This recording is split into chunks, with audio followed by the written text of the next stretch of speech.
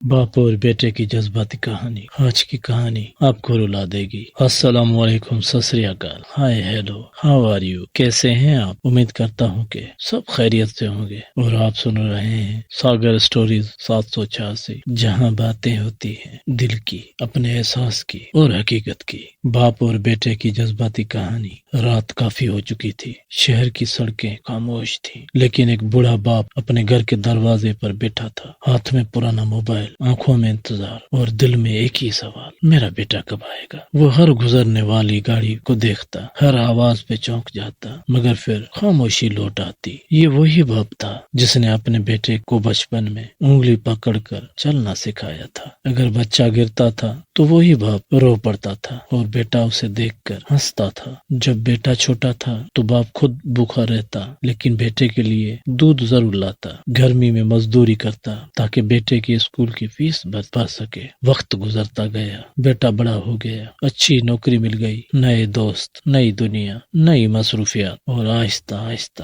باپ پرانا ہوتا گیا۔ ایک دن باپ نے بیٹے کو فون کیا، بیٹا آج جلدی آ جانا، دل گھبرا رہا ہے۔ بیٹے نے جلدی میں کہا، بابا پلیز، میں میٹنگ میں ہوں، بعد میں بات کرتا ہوں، اور فون بند ہو گیا۔ بڑا باپ خاموشی سے دروازے کے پاس بیٹھ گیا۔ اس نے آسمان کی طرف دیکھا اور ہلکا سا مسکرایا۔ شاید اسے یاد آ گیا تھا کہ جب بیٹا بچپن میں ڈرتا تھا تو وہ ساری رات جاگ کر اسے سینے سے لگائے رکھتا تھا۔ رات مزید گہری ہو گئی، اچانک دروازے پہ دستک ہوئی۔ بیٹا تھکا ہوا گھر آیا، مگر آج عجیب خاموشی تھی۔ بابا بابا، کوئی جواب نہیں آیا۔ وہ بھاگ کر باہر گیا۔ باپ کرسی پر ہی بیٹھا تھا، لیکن اب اس کی آنکھیں بند تھیں۔ ہاتھ میں وہی پرانا موبائل تھا جس میں آخری کال اپنے بیٹے کی تھی۔ بیٹے کے ہاتھ کانپنے لگے اور پہلی بار اسے احساس ہوا، جس شخص کو میں وقت نہیں دے سکا، اسی شخص نے اپنی پوری زندگی مجھے دے دی تھی۔ دوستو، ماں باپ صرف رشتے نہیں ہوتے، وہ ہماری پوری دنیا ہوتے ہیں۔ ان کے پاس بیٹھنے کے لیے وقت نکالو، کیونکہ ایک دن وقت تو ہوگا مگر وہ نہیں ہوں گے۔ اگر آپ کو یہ کہانی دل کو چھو گئی ہو تو اپنے والدین کے ساتھ ضرور بیٹھنا اور انہیں یہ احساس دلائیں کہ وہ آج بھی آپ کی دنیا ہے۔ میں ہوں ساگر چاوڑا، آپ سن رہے تھے ساگر اسٹوریز 786، اور یہ وہ پلیٹ فارم ہے جہاں باتیں ہوتی ہیں دل کی، احساس کی، اور ان حقیقتوں کی جو اکثر لوگ محسوس تو کرتے ہیں مگر بیان نہیں کر پاتے۔ آج کی بات